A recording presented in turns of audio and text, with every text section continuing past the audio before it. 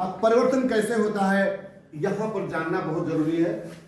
किन किन बातों को जानना है, क्या क्या ध्यान रखना है, इसको देखें। जैसे उदाहरण इत धन आदि,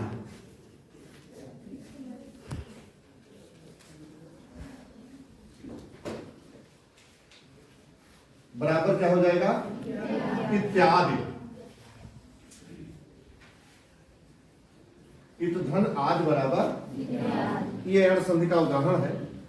अब यहां पर क्या क्या परिवर्तन के दौरान, संधि के दौरान क्या क्या हो रहा है, कौन कौन सी घटना घटित हो रही है, क्या क्या हो रहा है, इसको समझना, इसको जानना है। इसमें कोई याद करने की चीज नहीं। जैसे पहले शब्द का अंतिम अक्षर दूसरे शब्द का पहला अक्षर जुड़ेगा, पहली बात, क्योंकि ये स्वर संधि है। क्या है, स्वर संधि का प्रकार है। स्वर संधि 5 प्रकार की होती है, उसी का एक प्रकार है यण संधि। तो क्योंकि ये स्वर संधि है, इसलिए जुड़ते समय जब दो अक्षर जुड़ेंगे तो वहां पर स्वर का स्वर से ही मिलान होगा, स्वर स्वर ही जुड़ेंगे। एक बात तो ये ध्यान रखना है। तो ता पर कौन सा स्वर विराजमान है, छोटी ई, जिसको ह्रस्व ई कहा जाता है, बड़ी ई को दीर्घ ई कहा जाएगा। ये पहले अक्षर पर कौन सा स्वर विराजमान है, छोटी ई। और यहां पर ये जो पहला अक्षर है, कौन सा अक्षर है, कौन सा स्वर है, दीर्घ आ। ह्रस्व और दीर्घ, छोटा आ छोटी ई, छोटा ऊ ह्रस्व, बड़ी ई बड़ा ऊ बड़ा आ, मतलब दीर्घ। तो यह दीर्घ कौन सा स्वर है, आ, बड़ा आ। तो परिभाषा में क्या है, यदि ह्रस्व या दीर्घ ई उ ऋण री के बाद कोई असमान स्वर आता है। अब देखो यहां देखिए असमान स्वर आया, ई के बाद अगर ई आता है तो समान स्वर हो गया, लेकिन ई के बाद में कोई दूसरा स्वर आ जाता है तो असमान हो गया। तो परिभाषा के हिसाब से इसको देखिए, यदि ह्रस्व या दीर्घ ई उ ऋण री के बाद कोई असमान स्वर आने पर ई का या बनेगा। तो यहां पर ई और आ प्लस बराबर या। देखिए यहां पर या बन गया कि नहीं बन गया।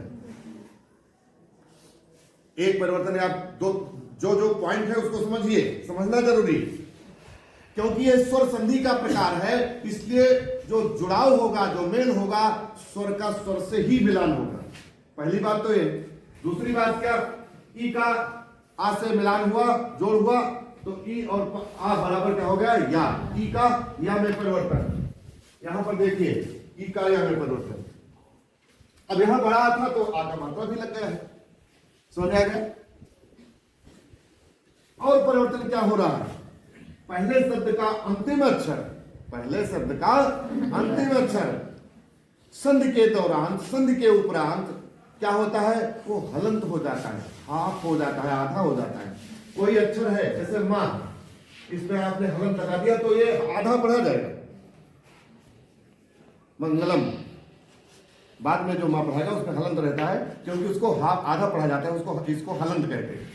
तो यहां पर पहले शब्द का दूसरा अंतिम अक्षर संधि के उपरांत जो व्यंजन होता है वो क्या होता है, हलंत हो जाता है, आधा हो जाता है। देखिए यहां पर आधा ता हो गया, समझ में आया। स्वरों का स्वर से मिलान है, ई से आ में मिला, आसमान स्वर मिला तो ई का या बन गया।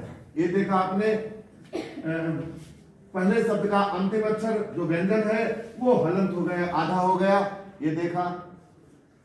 ई का या में परिवर्तन हो गया, ये देखा। इको यणच, इक का यण में परिवर्तन, ये यण संधि। एक उदाहरण और देख सकते हैं, प्रतिधन एक, सेम टू सेम, प्रतिधन एक बराबर क्या होगा, प्रत्येक। वही बातें यहां पर भी दिखाई पड़ रही है।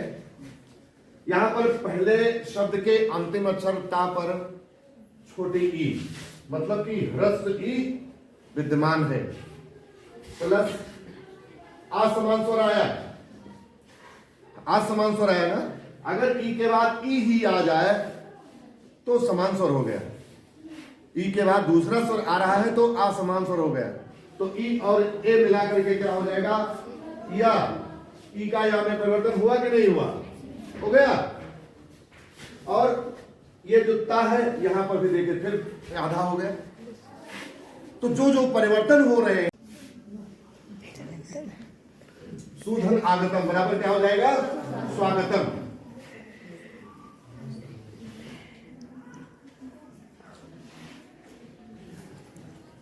अब देखो यहां पर कौन सा स्वर है?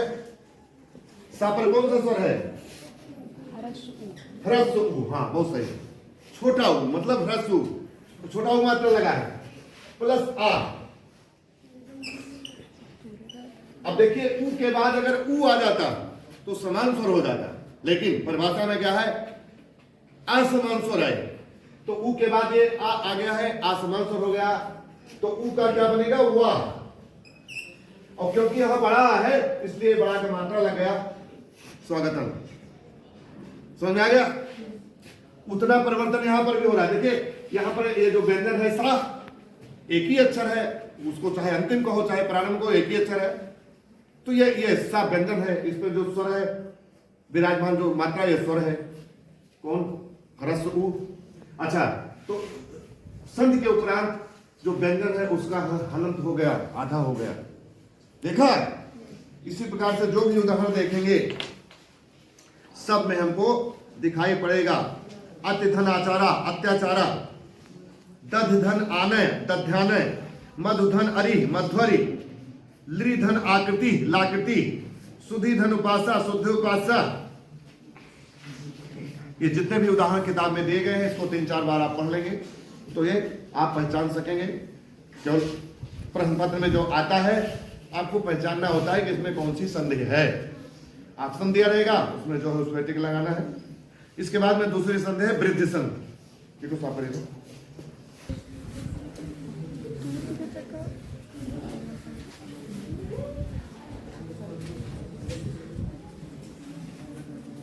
अब इसका सूत्र होता है वृद्धिरेच।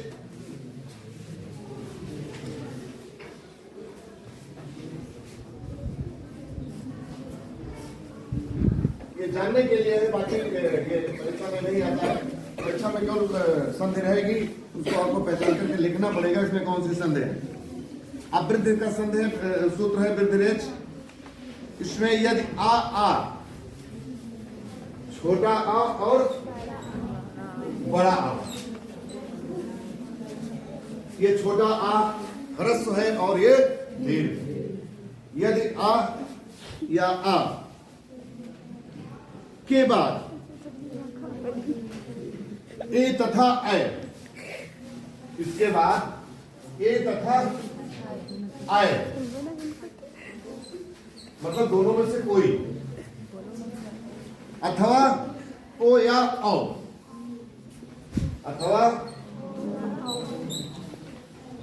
ओ या औ।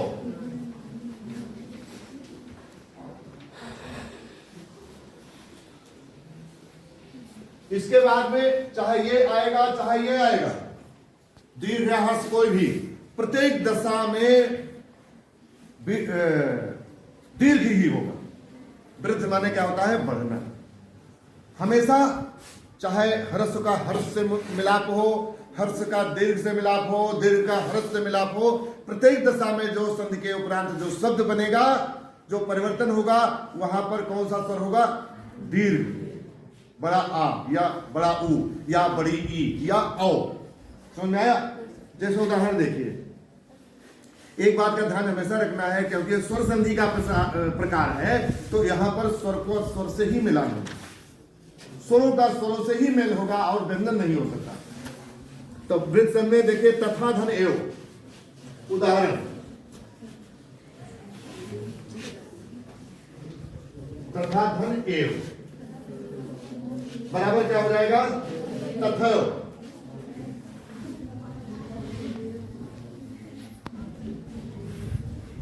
तथा धन एव बराबर तथा। अब यहां पर देखना है पहले शब्द का जो अंतिम अक्षर है इस पर कौन सा स्वर विराजमान है? दीर्घ आ। और उसके बाद में दूसरे शब्द का पहला अक्षर कौन सा स्वर है?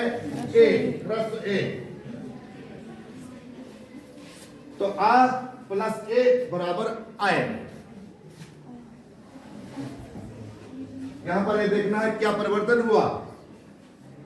बड़ा आ मतलब दीर्घ आ, ए मतलब ह्रस्व ए, परिवर्तन क्या हुआ, आए। जो संधि के उपरांत जो शब्द बनेगा, जो परिवर्तन होगा, हमेशा उसमें दीर्घ ही आएगा। जैसे और उदाहरण देखो, सदाधन एव सदैव, मतधन ऐक्यम मतैक्यम। यहां पर भी परिणाम संधि के उपरांत जो नया शब्द बना, वहां पर कौन सा स्वर है, दीर्घ। गोपधन ऐश्वर्यम गोपैश्वर्यम, महाधन औषधम महौषधम। कहने का मतलब है स्वर का मिलान ह्रस्व या दीर्घ से हो, दीर्घ या हर्ष से हो, प्रत्येक दशा में क्या परिवर्तन होगा, हमेशा दीर्घ ही रहेगा। परिवर्तन के संधि के उपरांत जो नया शब्द बनेगा, वहां पर स्वर क्या होगा, ह्रस्व के स्थान पर मतलब दीर्घ हो जाएगा, हमेशा दीर्घ होगा। जैसे ए का ए, ओ का औ, समझ में आया, तो हमेशा दीर्घ ही रहेगा, वहां पर कभी जो है ह्रस्व नहीं हो सकता। तो वृद्ध सन सबके समझ में आ गई, सबको समझ में आ गया। इसमें जितना उदाहरण दिया गया है, इसको 2-3 बार पढ़ लेंगे, समझ में आ गया है। जैसे आप देखेंगे परीक्षा में, पेपर में, तुरंत आपके दिमाग में ये आ जाएगा कि इसमें यण संधि है या इसमें जो है वृद्ध संधि है, तुमको तुरंत पता लग जाएगा। तो इस प्रकार से संधि का कार्यक्रम कंप्लीट हो गया, संपूर्ण हो गया।